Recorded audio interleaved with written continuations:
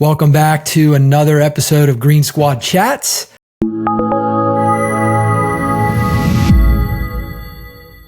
Today we got Tom, Marty, James, and Brandon. And today's topic is groupthink. And how do we kind of break free from groupthink, and depending on how you define it, and get other perspectives before we make major decisions in our life and our business and our relationships, you name it. So first question for the group is, what does groupthink even mean? Yeah, to me, it means the potential to collaborate with others with the intention of arriving at a solution you probably couldn't have come up with yourself. When you say it that way, James, I'll challenge, I guess, myself a little bit here. I always have a negative connotation of the words groupthink. And to me, the term groupthink sometimes means failing to consider alternatives or outside opinions because a majority of people of the group thinks one way and maybe missing out on a challenging or alternative viewpoint that could potentially be good. And so in my mind, there's a negative connotation. What you described, James, I think is phenomenal. I love the idea of a shared mental model within a team where everybody knows where we're trying to go, how we're trying to get there. And I think it's critically important for any business to have a shared mental model. Yeah, let me elaborate. I'm in a mood to be very direct today. So you guys and our audience will get that. Groupthink in the manner I described is the only potential engagement I'm going to do in groupthink. If it doesn't meet that, I'm out. Like I have no intention of being surrounded by that group because we're not lifting each up together to be better as a whole. So groupthink, where you think like mob mentality and like negativity that can bleed over to other members, and like the complaining and victimization that I see a lot of people fall into. Like I refuse to engage in that because it doesn't make them better. It doesn't make me better. Our capacity to engage in groupthink as Green Squad over the past 5 years has been, I was thinking about this over the weekend, like has been absolutely instrumental in my growth. And I think how that's occurred is because a lot of times you guys are able to give feedback to me and to each other in a way that it's what we need to hear and maybe not what we want to hear. Sometimes we arrive at the solution together and you know, I'm like, yeah, I get that. And other times I'm like, I didn't really like hearing that today, but it is true, right? Like how I'm approaching a certain problem, or how I'm maybe, how I want to react emotionally to something that's frustrating me. And you guys are like, don't do that. And I'm like, I wanted to, but thank you. I find myself like, if I have a problem, it allows me to say, hey, I'm not going to address this right now because I'm going to address it with the Green Squad on Saturday. Right. And it allows me that ability to kind of check out and kind of get away from it. So I'm not living in it and dwelling on it. And then I know that I'm going to address it on Saturday, and it allows me to have the specific time to put aside to it. And then I'm going to allow the groupthink to kind of take that problem over altogether. So now it doesn't seem as daunting. Right. What a resource, man. That's good. That's really good. I think everyone needs that to grow. I think the challenge for many people, though, James, is that not everybody knows they need it. I agree with you. Everybody needs it. And I feel fortunate to have it from you guys. Yeah. I don't always say, but recently what's been kind of coming up for me in the content that I create in my posting is this idea that two things really have helped me bust through some challenges, get over my limiting self-beliefs. And that has been a coach, but Green Squad. And when I describe Green Squad, I usually don't say Green Squad because nobody knows what that means outside of a very small circle, right? But I talk about it in terms of accountability group. And an accountability group to me does that. It's different perspectives. We're all growth-minded. I like to think of it as growth-minded versus like-minded. We're like-minded in the sense that we're growth-minded, to confuse everybody. But it's an accountability group, and there's different perspectives. And I can bring what I'm thinking. Here's what my challenge is. Here's what I'm thinking about it. And then I get 6 other people who are like, well, have you thought about it like this? Because I don't see it the way you see it. And there's so much value in being around people who will do that for you, because that shows that we care about each other's growth. Because if we didn't care, we would just listen, and in our minds, we'd be like, that's crap. I don't really believe that, but whatever, let him keep going. Instead, we care about each other, And we've created an environment on our team where we want that. We want the different perspective because we're stuck in our own head. We have our own perspective. We need somebody else to kind of give us their viewpoint. So, Tom, I know that you mentioned that you were with some buddies and you kind of started an unofficial mindset. Do you want to kind of talk about that and the struggles and stuff that you're going through with that? Yeah, sure, Marty. So, I mean, Brandon just hit the nail on the head with the accountability group and the power. Everybody's kind of talked about it, the power of Green Squad, of our accountability group. And it's been so impactful to me that I talk about it often. And like Brandon, I use the term accountability group because Green Squad's not copyrighted yet. And as I shared this with some friends a few weeks ago, they said, hey, we need to do that.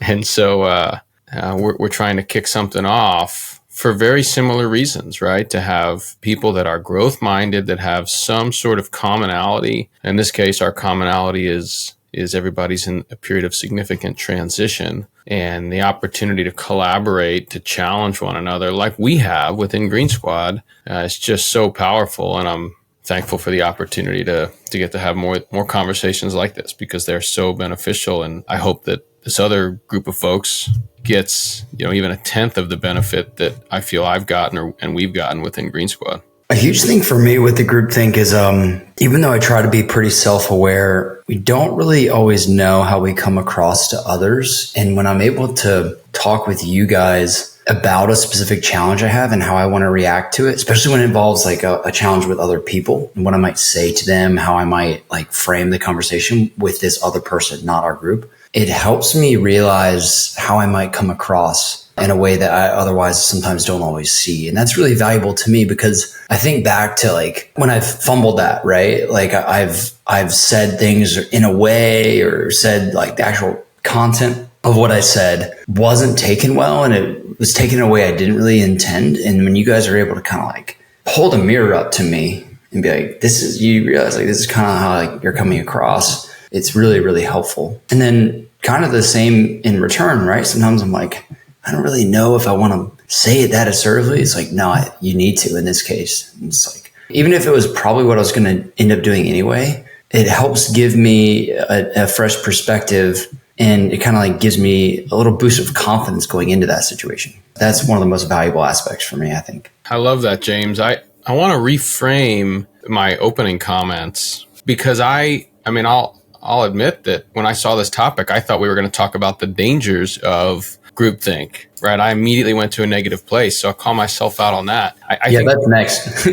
What's that? That's next? Yeah, that's next. No, I think there's just a lot of nuance to it. Groupthink, when done wrong, is the herd mentality. It's the path of least resistance where a group gets behind one person or one idea and fails to challenge, fails to ask probing questions, fails to hold the mirror up, like James was just saying, and just goes along to get along because that's easy. Certainly we don't have that in Green Squad, and any effective organization does not have that either. Instead, they have the groupthink where new ideas are welcome, where the ability to challenge someone is welcome, regardless of the rank structure of the hierarchy. And that type of groupthink, that willingness to collaborate, to challenge and grow, is where new businesses are born, where new heights are reached. And so I think there is a difference, a very critical difference there. And certainly any organization that I'm fortunate enough to be part of, I'll take this as a great lesson into that group to welcome challenge. Tom, super grateful that you brought that up because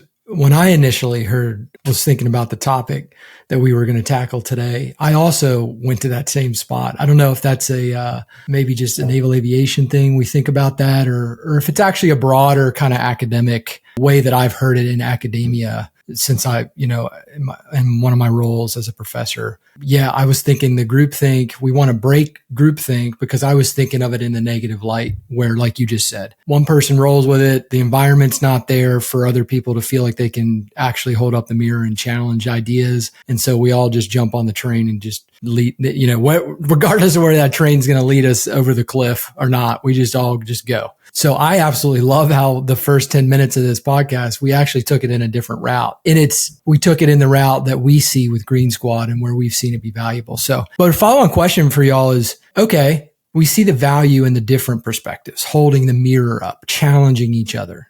How do we bring that into our individual businesses for our teams? How do we take it from Green Squad, an accountability group, and how do we actually bring that into the teams that we work with in our businesses every day? Sometimes I think about, all right, I'm impatient. And so I want a solution to problems instantaneously. I wanted the solution before the problem even came up. And so I sometimes consider, I'm like, hey, I'm getting ready to enact this solution really quickly. And if there's any negative emotion associated with it, this is going to be kind of funny for you guys. If there's frustration or I'm agitated with this person for creating this problem, and like part of my solution is just going at it really, really assertively. I'm like, do I want to be getting on the call that I know is this Saturday and sharing that one of my lows was that I lost my patience with somebody I was working with? No, I don't. So let me chill out for a second. And in some cases, when it's something that's really bothering me, I will reach out directly to one person. Sometimes it varies who that is within the crew. And then I try to make it something where it's like, hey, I responded well to that particular challenge, and now I can report about that on the weekend. So to me, it's I guess in one word, it's accountability to help keep me on the right track and avoid missteps with something I've struggled with before. That self-awareness, James, is super impressive. I love hearing that. That it's personal accountability. It's awareness. Man, that's hard to do. I think, other members of Green Squad have talked at length, within our group about how they implement practices and processes in their business. And I think it's all related to your question, Brandon. Getting to a groupthink in the positive way, the challenging way, requires consistency. It requires a process. James and Adam in particular have talked about how they have a battle rhythm within their team. And I think the battle rhythm is step one. We're going to talk about these things on this day. And then within that meeting, and some people hate meetings, but within that meeting, within that sync or that meetup, whatever you want to call it, you as the leader have to set the tone and welcome feedback, right? You have to set your vision, share your vision. You have to set your priorities. And then in the achievement of the objectives that support your priorities, you have to be willing to hear counterpoints, and you have to give your team the latitude to tell you that you're wrong. And that's hard to do. And the business leaders that are able to convince their teams to look the owner, the leader, the president in the eye and say, you're messed up, I have a better idea. Those are the successful ones. I think a high EQ is a baseline, being able to read the room and respond intelligently. And man, it ties in with the point James just had. It takes a little bit of patience. And I imagine the average patience level of Green Squad is below the national norm.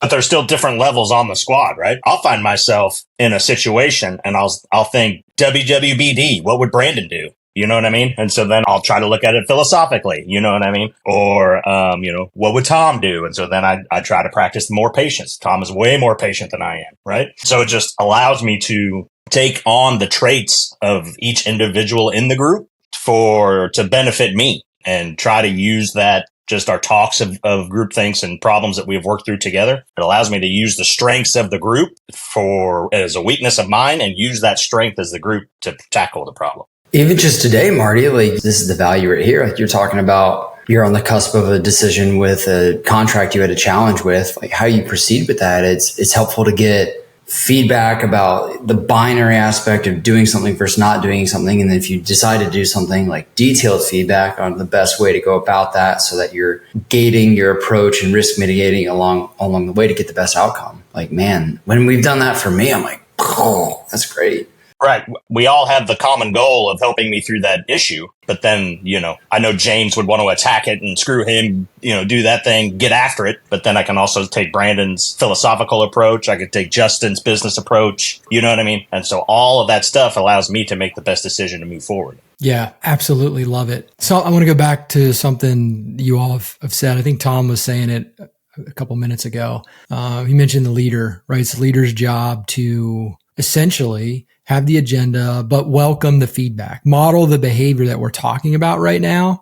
The leader has to model that. If you're leading a team and you're not modeling that, if somebody brings you a perspective and you shut them down, they bring you bad news and you yell at them and you're like, get that out of here. I don't want to hear about that, right? You are sending a signal and you're telling your team, we're not supposed to bring him different ideas. We're not supposed to hold up the mirror. We're not supposed to challenge her ideas, right? That's what you're doing as the leader. The way you handle information and those different ideas when they first come up, it goes a long way to setting the environment And in my opinion, one of the leader's primary roles is to foster an environment where your teammates actually feel like they can bring those to you. They feel like they can take initiative. They feel like if they fail, yeah, there'll be consequences, but not unrecoverable. Like they'll learn from it and they can take those learnings, iterate, and move on. That to me is a healthy environment. And that a huge part of that, the lion's share is the leader, the team leader. It's awesome how many top of mind examples there are from just this morning in our time together. I've got somebody on my team who I've shared with you guys earlier. I'm trying to get to a place where my team members take more initiative. And this morning I've had thoughts of wanting to celebrate someone's initiative that they took, and also some frustration with some correspondence that went out where the subject line is not me. It wasn't my voice, but it comes from me. And so I wanted to have there was an opportunity to maybe give some negative feedback, right? Some corrective feedback or constructive feedback around that. And because of the opportunity to collaborate with you guys, I'm going to completely ignore that because it's good enough. I will be patient as a leader. And instead, I will just celebrate the good thing that occurred where this team member took some initiative. And that's way more important. That's the bigger win. So thanks for that, guys. The power of the groupthink in effect right there. Brandon, you want to close us out? A little recap? Yeah, happy to. Great conversation today. I loved how there was extensions from our earlier actual Green Squad meeting, accountability group meeting that, oh, by the way, next month will be our 5-year anniversary of our group meets every Saturday morning at 8 a.m. Eastern. And we've been doing it for 5 years in October. So consistency has been mentioned during this call. And that is one of the growth accelerating traits, I think, of our group. So to tie it all together, right? Groupthink, it can mean something different depending on who you are, right? But what we were getting at is what is important is that you're part of a group, you're part of a team. And if you're the leader, you're creating the environment for your team where they can hold up a mirror to you when you have ideas, kind of show you what you're thinking, right? They can challenge you. They can bring in their own ideas that might help the team execute the mission even better than you could have done them by yourself, right? That's the power of a team. And so it's all about how do we foster that environment so that we're not just agreeing and all, riding the train off the cliff. Instead, we're all contributing our ideas and making sure that we're covering down on each other's blind spots. So hopefully you got a lot out of today's episode of Green Squad Chats. We'd love it if you left us a review, 5-star review. If you loved it, and if you didn't, reach out to one of us. We're always looking to improve. So we value your feedback, and we'll see you next time on Green Squad Chats.